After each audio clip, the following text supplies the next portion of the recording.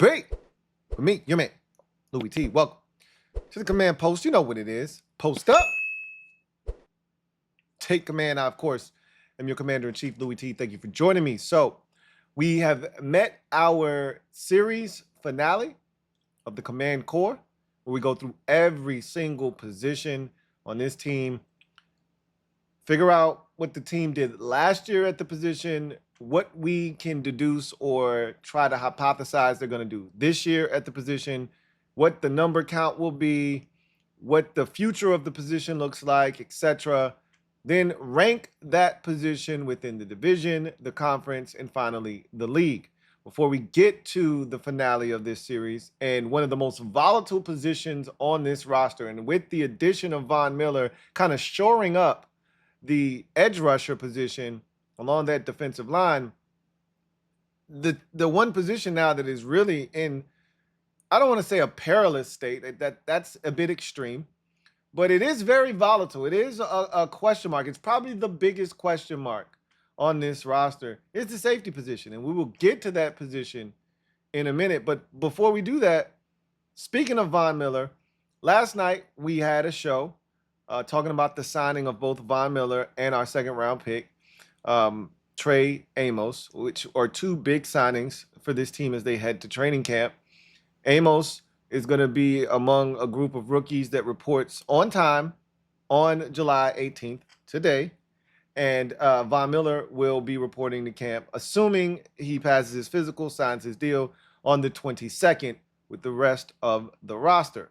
So with that said, we talked about Von Miller. We talked about his impact. We talked about how much he has left in the tank, how effective he was as a pass rusher. And I just, want to show you just a little bit more proof. Like we talked about, the pass rush rate and his win rate, etc. But this gets into a little bit more detail. Once again, shout out to my girl, the legendary Condo P, aka Mrs. P, for sending me this. She sent me this next gen stat from last season, 2024, and it just continues to highlight that Von Miller is not done, right? Yes, he's old, but as I mentioned yesterday, Von Miller, even at 36, is better than a lot of pass rushers that are 22, 23, 24, 25, etc. in this league. He's better and still more dynamic and explosive than most of the guys that are still in the league. This is further proof of that. So this is from Next Gen Stats. This is from a post they put out on X the other day after Miller was, the rumor came, well, not rumor, when Von Miller posted that he was a member of the Commanders, he was going to sign, they put this out on X. It says, Von Miller joins the Commanders after a season where he recorded the quickest pass rush get-off in the NFL at 0.69 seconds, a minimum of 150 pass rushes. So he meets all the criteria, and we'll get to the actual times down at the bottom in a second. While playing limited snaps in Buffalo, Miller generated a 17.9%, so essentially 18% pressure rate, which was the fifth highest among edge rushers with at least 150 pass rushes. So for anyone that's telling you that Von Miller's too old, he's washed, he's this, he's that, these are the numbers that you give them, and these are the things that should bring you comfort in bringing Von Miller here. At some point, he won't be the Von Miller that is able to stay in the league and be productive. But when you're posting numbers like the one he did last season, and it's here, top 5 fastest get-off times in the league with a minimum of 150 rushes. Von Miller still the most explosive pass rusher in the league in terms of get-off. You can't replicate that. I don't give a damn who you are. There's something about the get-off that scares the bejesus out of a tackle, and it gives a guy like Von Miller who can still bend the corner, right? And this is what I talked about yesterday. There's things and traits that Von Miller has as a future Hall of Fame first ballot player that guys just don't have. And one of those things is explosiveness and get-off. faster than Myles Garrett, faster than Nick Bosa, Harold Landry, and Baron Browning, who were the 4 other fastest guys. But Von Miller topped that list last year. So the get off is still ridiculously fast. The fastest in the NFL, according to next gen stats from a season ago. And he recorded the 5th highest pressure rate, 18%, among pass rushers who had at least 150 rushes a season ago. So the key, once again, is to keep his pass rush reps and to keep the amount of reps that he's on the field down, keep him fresh, and allow him to do the one thing that we really brought him here to do, and that's hunt the quarterback. He can still do that at an elite level. So, just wanted to throw that out there. Feel good about this move, gang.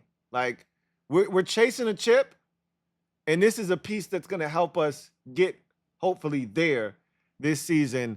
And it's, again, a low-cost proposition, low-risk, high-reward proposition. You love it, right? Again, Adam Peters doing the thing that he's done since he's gotten here. Another one-year deal for a player who a lot of people may think is cooked, doesn't have a lot left to offer. And we'll see if we can do what we did a season ago and take guys like Austin Eckler, Zach Ertz, Bobby Wagner, and others like Nick Bellore, who were cast aside as older players who were ready to be tossed to the NFL junkyard in a scrap heap, shine them up and add them to this part, add those parts to this car, this engine, if you will, that is chugging along, called the Commanders, looking to go and get a chip. So excited about Von Miller, as I imagine most of you, not all of you, are. And so this is just further proof that he's still got something left in the tank. So with that said, let's just transition now to the safety position, which is what we came here to talk about today to close out this series, the Command Core. And this is a very volatile group because we don't know what Will Harris is going to bring to the table. A lot of us feel like Will Harris has a chance to come in here and have a career year, right? He's got all the tools. He's fast.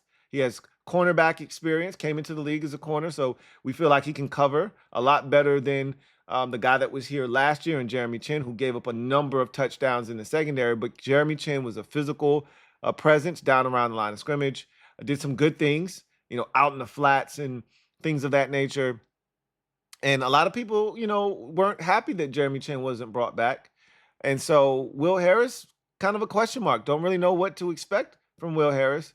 But I'm excited to see what it looks like, as I bet many of you are as well. Quan Martin in year 3, we hope is going to take another step forward, second year in the same system. That's something he hasn't been able to say in his entire career to this point. He's had a new system in each of his first 2 seasons. Now he can get comfortable, really start to hone in on the intricacies of his craft and what they're asking him to do within the scheme of this defense, not having to learn a brand new defense for the first time in his career. So you're hoping that there's a leap for Quan Martin this season. So that's your starting backfield, right? And then we'll see what the rest of the group looks like, but we kind of have an idea. So last year, this position, again, we didn't have a lot of talent on this roster. So safety was one of the positions that there was an overflow of talent. So they ended up keeping 6 safeties on this roster because why not, right? There was nothing else to stop you from keeping 6 safeties. Jeremy Chin, Quan Martin, Jeremy Reeves, Percy Butler, Tyler Owens, and Derek Forrest. Tyler Owens, sort of a surprise last year, making the roster as an undrafted rookie out of Texas Tech. Well, this year, there's no Jeremy Chin, there's no Derek Forrest, but the other 4 are back, and we expect them to all make the roster in Quan Martin, Jeremy Reeves, Percy Butler, and Tyler Owens. So as you go through the entire list from 2025 of guys that'll be heading to camp with this team, Jeremy Reeves, Tyler Owens, Ben Nickel, Robert McDaniel, Quan Martin, Will Harris, and Percy Butler. So if we go through this list quickly, Reeves, All-Pro Revo, was just extended on a 2-year extension, which shows why not only how much they appreciate him as a player on the field, as a special teams demon, and a captain, as he was one of the captains in the postseason, but it also shows how they feel about him within the locker room and off the field as well. So Jeremy Reeves definitely making this team. Tyler Owens feels like a guy that is absolutely a lock to make this roster. Now they're trying to unlock Tyler Owens. They're trying to figure out what do we actually have in Tyler Owens, this ridiculously athletic freak who, can do some things right now on special teams, but can he actually help be a contributor on defense? That's what they're trying to find out this preseason and training camp, but he's going to be on this roster. That's for sure. Ben Nickel was brought here to be a special teams demon. And again, I can't see him making this roster, but if anything should happen to a guy like a Jeremy Reeves, for instance, you have a Ben Nickel on your practice squad that you can easily elevate, and there will be no drop off because this is what Ben Nickel does, right? Robert McDaniel is a guy that is very intriguing because he fits the Jeremy Chin mold, right? Looks like Jeremy Chin in terms of size, has the athleticism and athletic profile of a Jeremy Chin. The question is, how long will it take him to get acclimated to the speed of this game? And can he do some of the things he did coming from a lower level program at Jackson State? Can he acclimate himself now to big boy football in the NFL? If the answer is yes, Robert McDaniel could be a contributor on this team sooner rather than later. There's no space for him this season necessarily, but I could easily see a world in which Robert McDaniel is a roster, 53-man roster candidate next season. Absolutely, I could, right? So this is a big developmental year for him to see what he truly can offer. Quan Martin, starting free safety. You already know, we talked about him already. Will Harris, going to be your starting strong safety. Opposite of Quan Martin, you're hoping that he's able to come in here, kind of pick up where Jeremy Chin left off, and then take it a step further, right? Be better in coverage, maybe even a more sound tackler, maybe cause some turnovers, maybe be opportunistic, kind of do some of the things that we need the safety position to do in this defense, this Joe Witt Jr. defense, for some turnovers. He flies around as Will Harris. We know that. He can cover with that ex-cornerback background. Really anxious to see what he can bring to the table. And then Percy Butler, a guy that I make fun of quite a bit, but he's a super talent. Like, we've talked about this when he was drafted. Like, this is the final year of his deal. They liked him last year. I think they were a little disappointed in what they got out of him last year, but Dan Quinn has complimented Percy Butler this offseason and talked about how he's worked and how he looks. And so maybe this is the year that it finally clicks for Percy Butler. Same defense, similar to what I said about Quan Martin. You're finally in a defense for multiple years in a row. You get comfortable. Now let's see what it all looks like. And hopefully Percy Butler plays well this season. He's going to make this roster as it stands right now. So last year you kept 6. There is absolutely no reason to keep 6 this year. As a matter of fact, I don't even think you can keep 6 because of the Von Miller signing and what that might mean in terms of keeping 10. I thought you were going to keep 10 anyway, but that definitely ensures that you keep 10 defensive linemen, essentially 4 at the defensive tackle, 6 as edge rushers. And then, you could keep 4 running backs. You could keep 4 tight ends, although I think the tight end number probably gets reduced to 3 this year. But this is one of the positions that has to be reduced. If you're going to keep an extra defensive lineman, you're going to keep an extra running back, whatever the case may be, this is one of the positions you have to trim off fat. And it's not hard, right? Because I don't think the talent at safety this year is what it was last year. You don't need to keep 6. You can keep 5 comfortably and deposit the other 2 guys that don't make the roster on the practice squad and keep it pushing, right? And Ben Nickel and Robert McDaniel. The other 5 should be on this roster. And so I think it's not that hard to kind of project what the safety position is going to be when it's all said and done, assuming health, obviously. But the bigger question for this team is depth. Last year, there was tons of depth. And even though we stayed relatively healthy, guys played through injury like Quan Martin, who had two separated shoulders, but played through, all of the pain and the injuries. We had guys last year. Like if anything happened, you could put Percy in, you could put Defoe in. You felt like you had options. This year, you're one injury away from Percy Butler being a starter, and you're one more nick away from Jeremy Reeves getting on the field, which is, again, I don't want to make it seem like Jeremy Reeves can't play defensive snaps. He's done it here before. It's just not ideal. It's not what you want, right? So the depth here is a little bit sketchy, but nonetheless, it's a solid group of safeties. The real wild card is Will Harris. We really don't know what we're getting out of him, and a lot of people are a bit nervous about that. They don't know what Will Harris is going to bring to the table. There were people and fans that felt like Jeremy Chin played well and should have been brought back.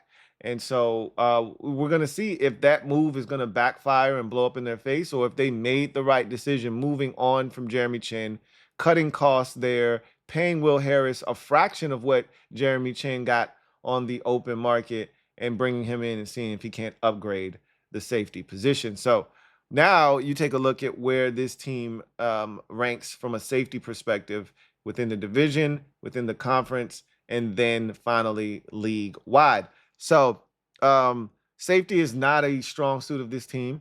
It's a group with a lot of question marks. Quan Martin is your best safety, but he's still somewhat inconsistent. And going into his third season, we really haven't seen him blossom yet into that, real game-changing playmaking safety that we would love a second-round safety of his caliber to be. So made a big play in the divisional round against the Lions on a pick six, which was a beautiful catch and return. But then the next week, on the first play of the game, he misses a tackle on Saquon Barkley that leads to a 60-yard touchdown. And that's the inconsistent play from him right now. And that's the best you got. So the question is, where does this group rank? Question marks with Will Harris coming over. The depth is a question mark. I got them dead last in the division at the safety position. It was close with them in Dallas. I think the Giants are, miles ahead with the acquisition of Javon Holland, Tyler Nubin going into year two. I just think that group right there is really strong. I think they're the best safety duo in the division.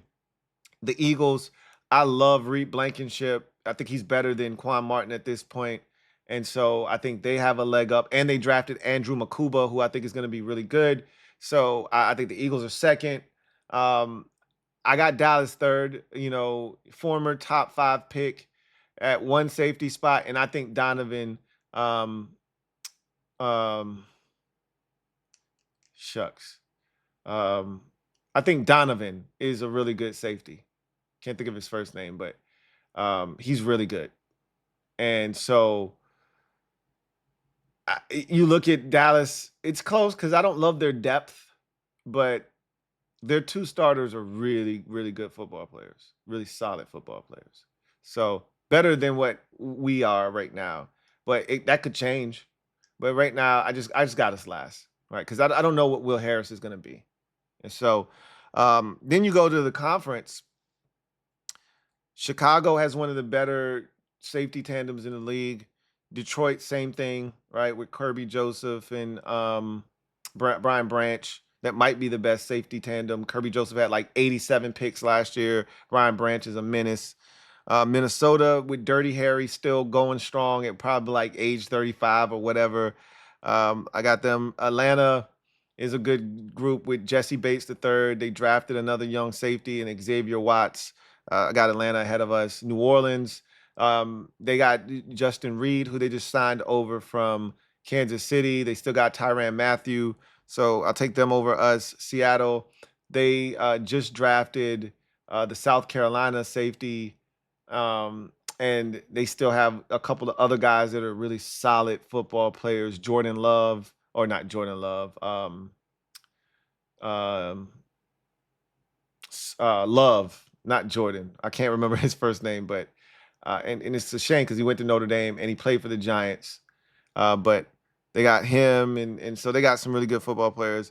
I got us 10th in the NFC as a whole.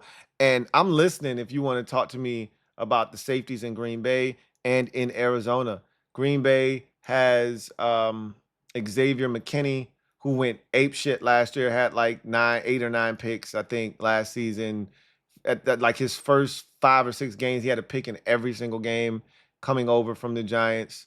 So I don't love what else they have around him, but he's better than anybody we have by himself. So I probably should put Green Bay ahead of us, but I didn't because I just don't love the depth. Like they don't have an all-pro Revo at safety, even if it's a special teams thing. I don't care. I still factor that into our safety room. Arizona, same thing. They got Buda Baker. I actually like Jalen Thompson, who's next to him back there, but he's not great. But Buda Baker is really good. I don't love the rest of that room that they have, but I'm listening. If you want to convince me Arizona and Green Bay should be ahead of us, I'm listening, I'm open to the idea of putting both of those teams ahead of us. That would put us 13th if those two teams were then elevated ahead of us. But right now we're at 10th. Then you expand it to league wide. Miami traded for Minka Fitzpatrick. He's better than anything we have in our safety position. I don't necessarily love their room, but Minka's so good that I got Miami. The Jets are really good on the back end at the safety position. Baltimore is elite. They're up there with Chicago and Detroit with drafting Malachi Starks and also already having the Golden Domer back there. They're pretty loaded at safety. The Steelers are really good. They signed Juan Thornhill, which allowed them to move on from Minka Fitzpatrick, and they got a really good group at safety. Houston loaded at safety. Their secondary is just ridiculous, and they added C.J. Gardner Johnson, so as if they needed that. And then the Chargers. Again, I don't necessarily love their entire room, but we all know they have a menace back there. One that a lot of Commanders fans are still sour about because he was on the board at the time that the Commanders had a selection back in the 2018 draft. I'm talking about Derwin James, of course. So I have them ahead of us, which puts us at 17th league wide. And I'm also listening if you want to talk to me about Denver's safety group. They added Talanoa Hufanga to go along with Brandon Jones, who I think is a really solid safety. The Patriots have Jabril Peppers and Kyle Duggar. If you want to convince me that those two are better, I'm listening because I like both of them as safeties. Don't love either, but I like them both, so I'm listening. And then the Jacksonville Jaguars. I think they drafted a young safety that I like, and I think they have one really solid safety already on the roster. I can't remember who at this current juncture, but it again, I'm listening. But I got us at 17th. We could easily, like, you could talk me into Denver, New England, Green Bay, and Arizona being ahead of us, and that would push us all the way back to 22nd. And I wouldn't be upset at that. Like, that's kind of where we are, somewhere in that 17 to 22nd range is where we belong at the safety position. It's not a great group. But again, like it's a solid group, one that you can get by with. But I'm hoping that Will Harris brings, a physicality and more importantly, he brings some ability to create some turnovers for this defense because that was something that we lacked. Like Jeremy Chin was cool, and I think Chin had the clinching interception against, Detroit in the playoff game. He had the interception against the Steelers in that game, basically caught a punt from Russell Wilson. Um, I want to say he might have recovered the fumble. He recovered the fumble in week 2 that Benjamin St. Juste forced against the Giants. But he wasn't creating turnovers necessarily. Um, let's hope that Will Harris is able to produce a little bit more in that regard. So that's where I have our safeties. I want to ask you this. I'm going to leave you with this, and I want you to answer this in the comment section. and we can respond to this, and Louie's lurking in the comments. What is your confidence level in the safety position? I'm really interested to see how you guys feel about the safety position, because there are a lot of people that I've talked to who are like, we need to go get Justin Simmons. I don't trust this safety group. I talked to Craig Hoffman very early on in the summer series. He was like, I don't know about this safety position. He was like, I was out there in the spring for OTAs, and I looked out there, and Quan Martin was out for practice that particular day, and I saw a lot of reps being split between Percy Butler and Jeremy Reeves, and I'm not okay with that. And I started thinking to myself, yikes, gee willikers, this could get ugly fast. And so there is a little bit of like, uh-oh, like that's one of those positions that, as we stand right now, we can't afford very many injuries. There are certain positions that we have depth, and if we have to tap into it, we can, and we should be able to survive. Safety position really doesn't feel like one of them. So, how do you feel about the safety position? Are you a Will Harris fan? Are you kind of in wait and see mode with him? Should they have retained Jeremy Chin? Are you one of those Jeremy Chin stands? Leave it down in the comment section. What is your feeling about the safety position heading into training camp? And where do you have him ranked? If you want to go as far as to go and talk about that as well. I've got him at 17th in the league, but it easily could be 22nd. Easily could be 22nd. Anyway, that's going to do it for me, your man, Louie T, here on the Command Post, closing out the Command Core series. That was fun. Kind of gave me a nice opportunity to see what the rest of the league has and where we kind of stand, or where at least I feel like we stand amongst the rest of the league. It reminds me that while we've made vast improvements to the roster and we are light years ahead of where we were a season ago, we've still got a long way to go. And that is okay, because that's where we're supposed to be in the process. Keep in mind, we are early. We have arrived early because of 5.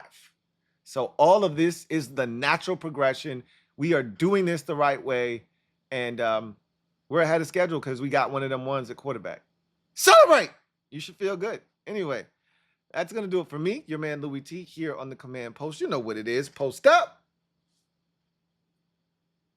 Take command. You guys enjoy the rest of your Friday. Enjoy your weekend.